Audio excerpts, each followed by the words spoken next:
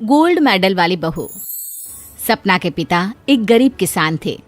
माँ पिता खेत में काम करते तो पीछे से सपना गांव के बच्चों के साथ हॉकी खेलती। एक दिन शाम को, सारा दिन खेलती रहती है, ये नहीं कि छोटे भाई को संभाले। माँ पता है, मैंने आज हॉकी में पास के गांव के लड़कों की टीम को हरा दिया। अरे वाह वाह मेरी बेटी, शाबाश। ये ले के रुपया, जा जाकर टॉफी खा ले। सपना खुशी से पिता के गले लग जाती है और बाहर चली जाती है। अरे तुम इसको बिगाड़ रहे हो, मैं ना इसकी शादी ही करा दूंगी। ऐसा कैसे शादी करा देगी? हाँ, अभी तो उम्र खेलने की है। माँ बड़बड़ करती वहां से निकल जाती है।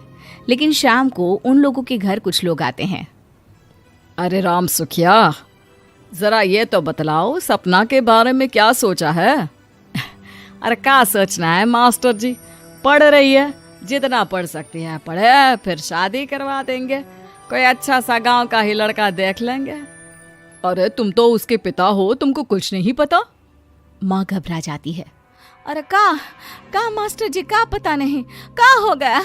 हम तो इनसे पहले ही बोल रहे थे कि लड़की की जात है, संभाल लो। अरे भाभी जी, आप भी ना कभी अच्छा भी सोच लिया करो। अरे सपना क्या खेलती है हॉकी, बड़े से बड़े आदमी भी नहीं जीत पाते हैं उससे। कल गांव में एक टीम आ रही है, लड़कियों की हॉकी खेलने उसे भेज देना, वहाँ शायद कुछ बात बन जाए। अरे ना ना मास्टर जी, कोई खेल वेल नहीं करवाना है हम लोगों को, वो भी शहर के लोगों के साथ तो बिल्कुल भी ना।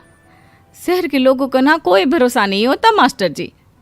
अरे कैसी बात कर रही हो सपना की माँ, बुरा आदमी तो हर जगह मिल जाएगा, उसके लिए शहर का और गांव का। हाँ हाँ मास्टर जी, हम लोग तैयार हैं, कल आ जाएगी सपना वक्त से। माँ के लाख मना करने पर भी पिता सपना को हॉकी टीम के लिए भेज देते हैं। शाम को सपना वापस आती है, लेकिन लट के मुंह से। और क्या हो गया, मार खाई हो का? कौन मारेगा हमें? कोई मार वार खाकर नहीं आए। अरे फिर शकल पर 12 क्यों बजे है, बताओगी? देखो माँ, आप समझोगी नहीं, बताकर फायदा क्या है?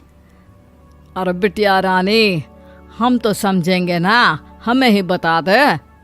सपना पापा के गले लग जाती है।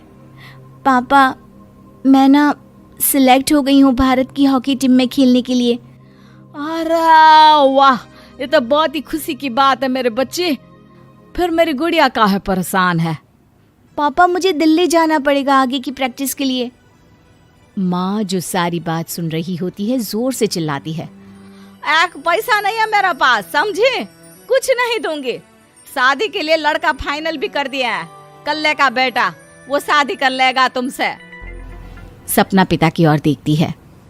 अरे देख सपना, खेलने दिल्ली जाना है तो सिर्फ इसी शर्त पे कि आकर कल्ले से बेटे से चुपचाप शादी कर लेगी, बोल। अरे ठीक है ना, कल्ले का बेटा तो बहुत ही समझदार है, सरकारी नौकरी है उसकी, मान गया वो तो सपना शादी कर लेगी। सपना भी धीरू, जो कि कल्ले का बेटा था, उसे जानती थी। वो मन ही मन सोचती है कि शादी तो वैसे भी होनी है, लेकिन माँ की ये शर्त मान गई तो जीवन जीने का एक मौका तो जरूर मिलेगा। हाँ, मुझे मंजूर है। हाँ, तो कल मैं उन लोगों को बुला लूं? पिता और सपना दोनों एक दूसरे को देखते हैं। अब माँ ठीक है ना, बुलाने की क्या जरूरत है, वो लोग पसंद कर रहे हैं ना मुझे, वही ठीक है। बस आप तो मेरा दिल्ली का बैग पैक कर दो। सपना दिल्ली जाती है, दिल्ली टीम के लिए खेलने के लिए। सपना खूब अच्छा खेलती है और गोल्ड मेडल जीत कर आती है। जब वो गांव आती है तो उसका जोरदार स्वागत होता है। हर कोई सपना सपना चिल्ला रहा होता है। और सपना के पापा, तुम्हारी बेटी ने तो गांव का नाम रोशन कर दिया है। गांव की तरफ से तुम लोगों को गांव में पक्का मकान और सपना को परिषद में पक्की नौकरी देने के लिए हम तैयार हैं। अरे वाह वाह, पक्का मकान, ये तो बहुत अच्छी बात है, लेकिन सपना की नौकरी नहीं चाहिए हमें। हाँ, कैसी बात कर रही हो सपना की माँ? लड़की की नौकरी रहेगी तो अपने पैरों पर खड़ी रहेगी, किसी के आगे झुकने की जरूरत ना पड़ेगी। अरे चुप रहो, हम तो नौकरी ना करते हैं, पर मजाल है कि किसी के आगे झुके हो। ना ना, हमारी बेटी नौकरी नहीं करेगी। पिता लाख समझाते हैं लेकिन माँ नहीं मानती। और फिर वो दिन भी आ जाता है जब सपना को अपने कहे अनुसार लड़के से शादी भी करनी पड़ती है। ससुराल में ए बहू, तू रोज रोज सुबह कहाँ जाती है? घर का सारा काम निपटा कर कहाँ भागती है? माँ का घर तो पास ही है, वहीं निकल जाती है क्या? नहीं माँ जी, मैं हॉकी खेलने जाती हूँ, मुझे खेलना पसंद है। खेलना पसंद है? अरे कैसी बात कर रही है बहू, शादी के बाद तो कोई लड़की खेलती फैलती नहीं है, वो घर का काम काज देखती है। सपना कुछ नहीं कहती। वो एक रोज कमरे में अपनी अलमारी ठीक कर रही होती है कि तब सुनो, वो जो लटक रहा है ना, क्या बोलते हैं उसे? मेडल। सपना पति की बात सुनकर खुश हो जाती है, उनके पास जाती है। मैं सोच ही रही थी कि तुमने कभी पूछा क्यों नहीं। ये मेडल है, मैंने जीता है, पता है, हॉकी में। बड़ा मैदान, बहुत से लोग, 2 टीम और फिर शुरू होता है जुनून। पता है, लगता है जैसे बस जिंदगी यही है, खेलते रहो, भागते रहो, दौड़ते रहो और लक्ष्य को पालो। सुनो ना, मैं ना भारतीय टीम के लिए खेलना चाहती हूँ। माँ, यहाँ तो आ जरा। सपना हैरान हो जाती है कि ये क्या हो गया, पति अचानक से माँ को क्यों बुला रहा है। हाँ बेटा, क्या हो गया? काहे गला फाड़ रहे हो? माँ, ये सपना क्या कह रही है? अरे बीवी तो बोलती ही रहती है बेटा, लेकिन क्या हो गया, चिल्ला क्यों रहे हो? ऐसा क्या बोल दिया इसने? माँ ये बोल रही है कि इसको खेलना है भारतीय टीम के लिए। सपना डर जाती है। नहीं माँ जी, मैंने कहा कि मैं चाहती हूँ कि वो मैं बोला था ना, शादी के बाद कोई खेलता नहीं, घर का काम काज देखता है, लेकिन फिर भी। नहीं माँ जी, ठीक है, मैं घर का काम देखूंगी, कल से मैं खेलने भी नहीं जाऊंगी, माफ कर दीजिए। सपना पति की तरफ देखती है जो माँ की तरफ देख रहा होता है।